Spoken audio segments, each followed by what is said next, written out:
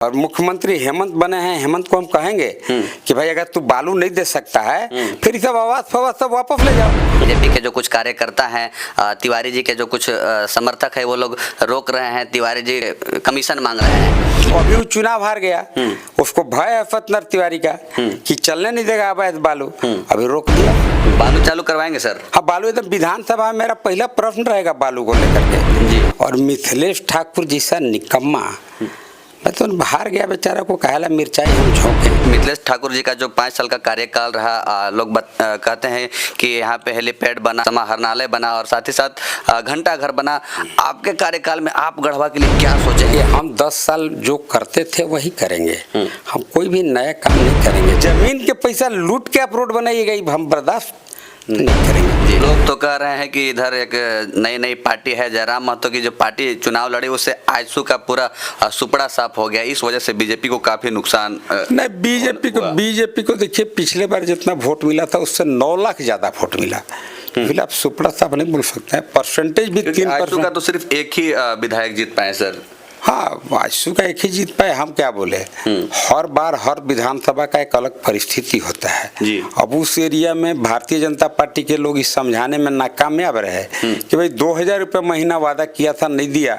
अब लास्ट में 3 महीना बचा तो 1000 रुपया महीना देने का जी ढकोसला कर रहा है। हमको उसके जाल में नहीं फंसना है, लेकिन लोग फंस गए तो आज अफसोस भी कर रहे हैं। अगर आप किसान होंगे तो आप खुद समझिए, आपका धान मान लीजिए मार्केट में 22 रुपये बिक रहा है, सरकार 24 रुपये लेगा तो 2 रुपया हुआ फायदा आपको। लेकिन हेमंत सोरेन घोषणा किया था कि हम 32 रुपये किलो खरीदेंगे। बिजली बिल बोला था कि माफ करेंगे, कुछ माफ नहीं किया, अभी बिजली का रेट बढ़ा दिया। कल समीक्षा किया हेमंत, और समीक्षा करके सभी डिपार्टमेंट को बोला कि आप अधिक से अधिक रेवेन्यू जनरेट करने के लिए काम करिए। मतलब बेसी रुपया वहाँ से कहीं लाइए और उसको हम लोग आराम से चुरा के खाएंगे।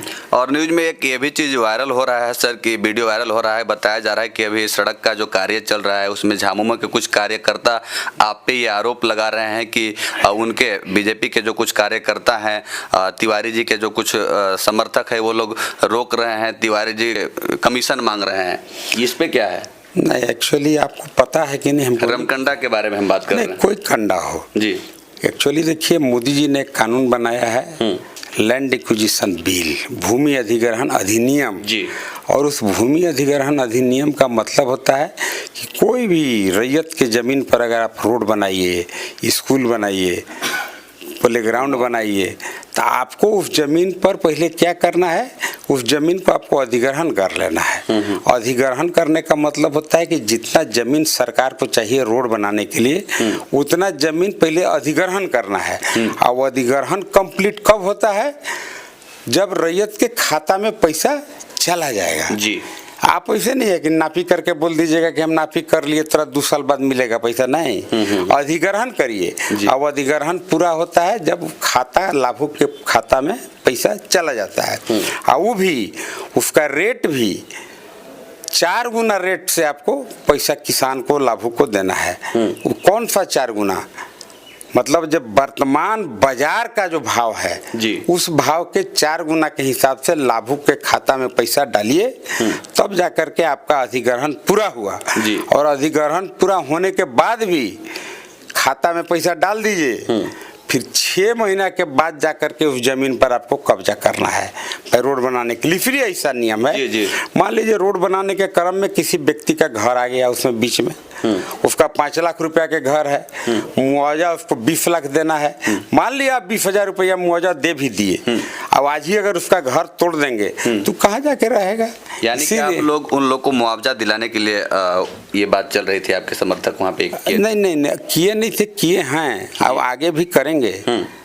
किसान के पैसा लूट के कोई आदमी चाहेगा कि हम रोड बना के किसान के पैसा लूट के चल जाए, तो हम नहीं मानेंगे जी। अभी देखिए बहुत स्पीड में वो लोग भूमि अधिग्रहण के दिशा में काम कर रहे हैं, तो अच्छा है, उनको बधाई देते हैं। एकदम फास्ट करिए भूमि अधिग्रहण और उनके खाता में पैसा डाल दीजिए, फिर हम भी चल जाएंगे उनको मदद करने, जल्दी फास्ट बनाओ रोड। लेकिन जमीन के पैसा लूट के आप रोड बनाइएगा, हम बर्दाश्त नहीं करेंगे जी। अब अगर ऐसा गलत है तो FIR करे। भूमि अधिग्रहण बिना कैले अगर रोड बनाना है तो हमारे कार्यकर्ता रोक रहे हैं, उन पर FIR करो, उनको जेल भेज दो, क्या है। मिथिलेश ठाकुर जी का जो 5 साल का कार्यकाल रहा, लोग कहते हैं कि यहाँ पे हेलीपैड बना, समाहरणालय बना और साथ ही साथ घंटा घर बना। आपके कार्यकाल में आप गढ़वा के लिए क्या सोचे हैं कि हम गढ़वा के लिए ये करेंगे जो मजदूर, किसान, गरीबों के लिए अच्छा हो?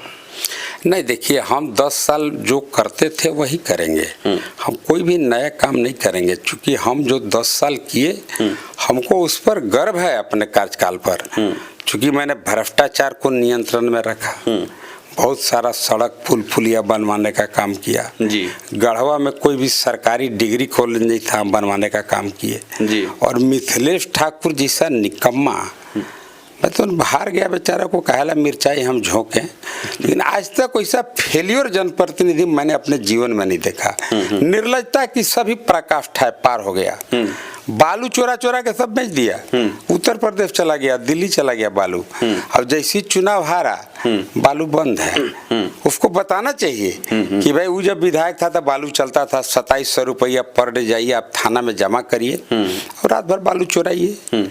अब अभी वो चुनाव हार गया, उसको भय है सत्यनारायण तिवारी का कि चलने नहीं देगा अवैध बालू, अभी रोक दिया। हम तो बोल रहे हैं कि बालू जरूर चले, अब फ्री चले जी। तो बालू चालू करवाएंगे सर? हाँ, बालू एकदम विधानसभा में मेरा पहला प्रश्न रहेगा बालू को लेकर के जी।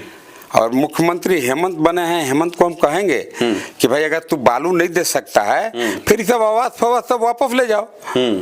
तो एक तरफ आवास देता है, दूसरा तरफ बालू नहीं है, तो हम कोशिश करते हैं कि बालू मुफ्त में लोगों को मिले जी। लेकिन बालू जिस तरीका से काला बाजारी मिथिलेश ठाकुर किया, काला बाजारी देखिए इसीलिए होता है, कोई भी मार्केट में मटेरियल का जब शॉर्टेज हो जाता है तो उसका भाव बढ़ जाता है। जी जी।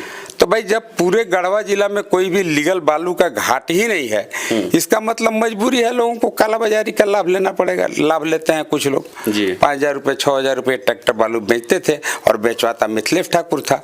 अगर नहीं बेचवाता था तो 5 साल में बतावे जो कौन सा लीगल घाट है जहाँ से, मान लीजिए मैं एक ईमानदार आदमी हूँ, हमको बालू चोरी नहीं करना है, हमको पैसा दे करके बालू खरीद के लाना है, तो वह रेट है 300 रुपये ट्रैक्टर। अगर कोई नाला में कोई जगह होता है कि यहाँ का बालू 300 रुपया दीजिए और ले जाइए, लोग ले जाते, क्यों 6,000 रुपया दे रहे हैं? इसलिए कोई लीगल घाट नहीं है और इसके लिए जिम्मेवार कोई है तो मिथिलेश है। चलिए सर, जाते जाते बस सुबह से आप लगातार जो है कि जनता से मिलना जुलना आपका चल रहा है, खाना पीना भी खाए हैं कि डायरेक्ट जनता से मिल रहे हैं? सुबह सुबह खा लेते हैं, इसके बाद मिलत रहते हैं, फिर भूख लगता है जनता के साथ बैठ के खा लेंगे। तो लग रहा है कि दोपहर में आप खाना भी नहीं खा रहे होंगे। दोपहर में अभी खा लेंगे, सबके साथ ही खाएंगे, सबके साथ नहीं खाएंगे। चलिए, तो बाकी सर से मिलने का प्रयास किए और जो भी आप लोगों के मन में प्रश्न चल रहा था और हम पूछने का प्रयास किए, कैसा लगा ये इंटरव्यू, आप सब अपना राय कमेंट बॉक्स में जरूर रखिएगा। बाकी मिलते हैं अगले वीडियो में, तब तक के लिए जय हिंद।